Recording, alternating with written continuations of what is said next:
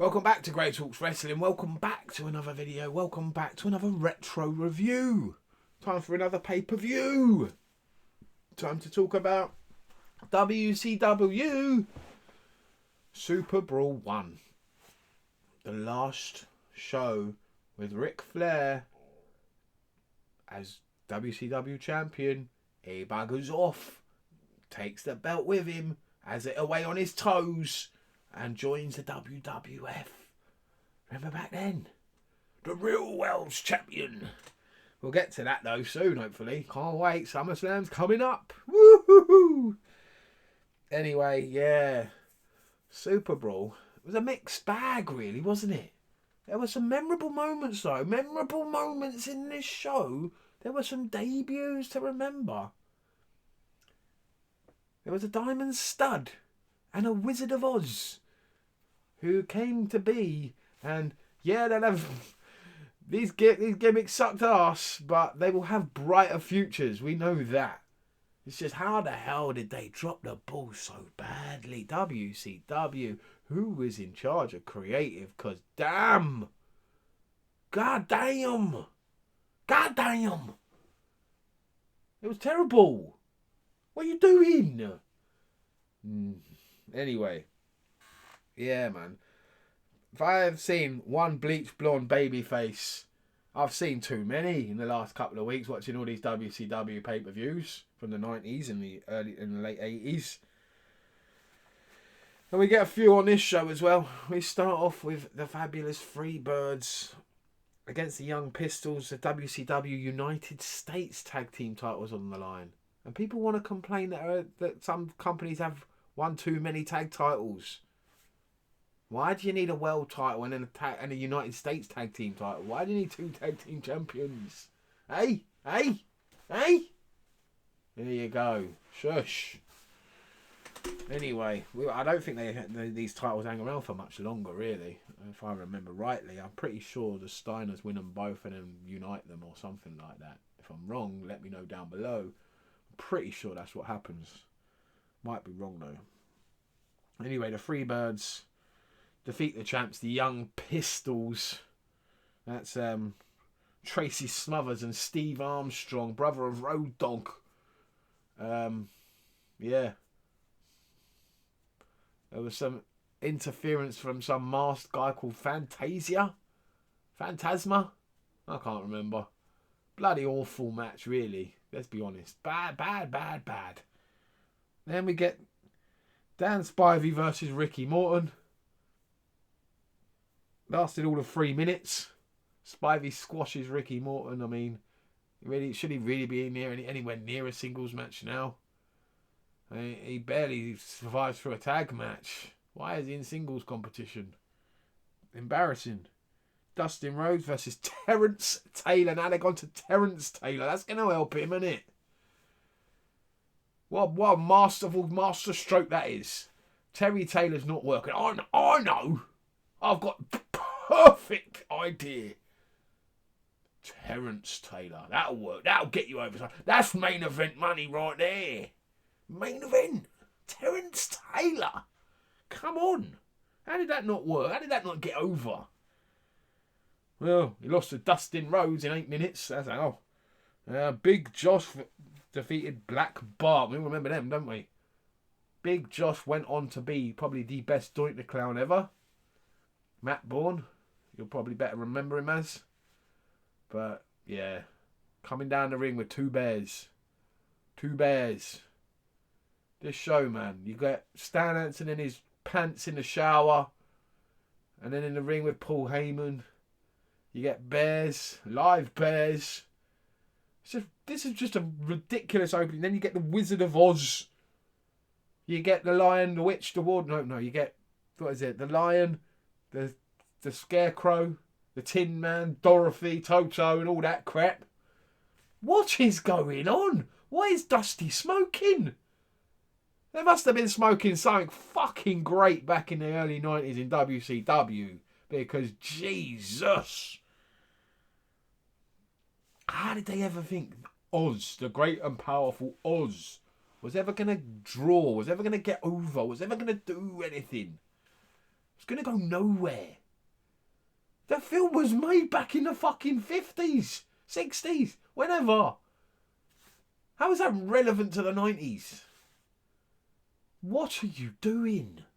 You absolute plums. Barry Windham defeated Brian Pillman in a taped fist match. This was probably one of the better matches, but didn't last as long as I would have liked it to. It only went 6 minutes. Windham didn't look like he wanted to be out there, to be honest with you. Pillman was brilliant. And I thought it was going to go longer. They actually had a feud here going into this. Lasted 6 minutes. What's the point in that? What a shit way to end a feud. It's a taped fist match as well.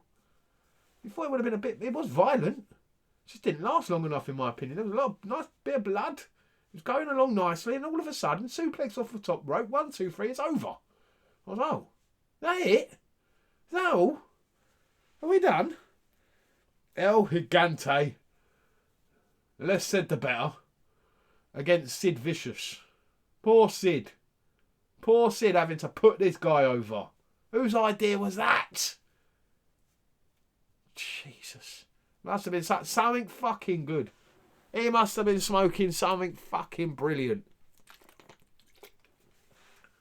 Blimey. Ron Simmons versus Butch Reed in a cage. Actually one of the better matches of the show.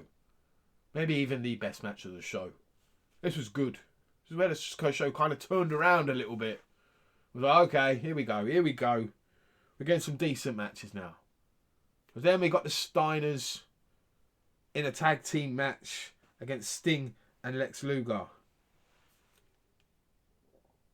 That was alright.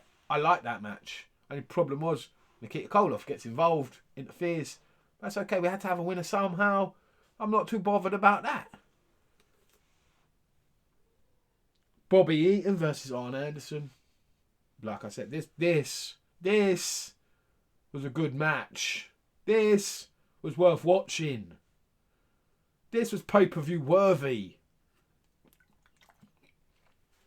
Bobby Eaton and Arn Anderson, two people that are not mentioned enough, not given their flowers far nearly enough. The two best tag team wrestlers of all time. Being in some of the best tag teams ever. The Midnight Express, both versions. Arguably the two best tag teams of all time. With Eaton and Condrey, then Eaton and Lane. Very, very good tag teams. Then you get Arn Anderson. One of the most underrated professional wrestlers of all time. One of the best talkers. In the best faction. Held so many titles. So many great tag teams. Him and Ole. Him and Tully. Him and Zbyszko. Him and Flair even. They were a decent team. The two best tag team wrestlers of all time in a singles match. It was fucking amazing. The best match of the show. If it weren't for the main event. Because that was one of the best matches of Ric Flair's career, in my opinion. His last match in WCW. Wouldn't you know it?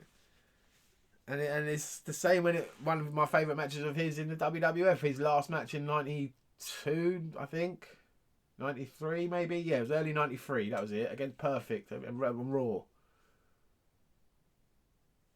Like, some of my favourite matches of all time. This one's going in there as well. Because this was fucking awesome. Ric Flair versus Tatsumi Fujinami. Oh my days. So the only thing I didn't like was the finish, I suppose, where Fujinami butts heads with the referee, red shoes. And then he gets rolled up. 1, 2, 3. But had to end some way. I'm not too bothered about it. Flair winning the title. Flair going over. I'm pretty sure if they knew what was coming up, they would have kept the title. They would have given the title to Fujinami. I mean, Jesus. What's coming soon? Who would have seen? Who would have foreseen what was coming very soon? But this show was saved in the latter stages. They saved the better matches for the latter stages. They put the crap at the beginning. Maybe they should have spaced some of those matches out a little bit throughout the show, but you really had a strong end to the show, really did. The last 3-4 from the cage match, then the tag team title match, then the TV title match, then the world title match. Those 4 really delivered. Really good. The rest of it, absolute dross. What was it? What were they smoking back then? My days. Anyway, let me know what you thought down below about Super Brawl number 1. And I'll be back very soon for another review. Stay safe, stay lucky. Peace.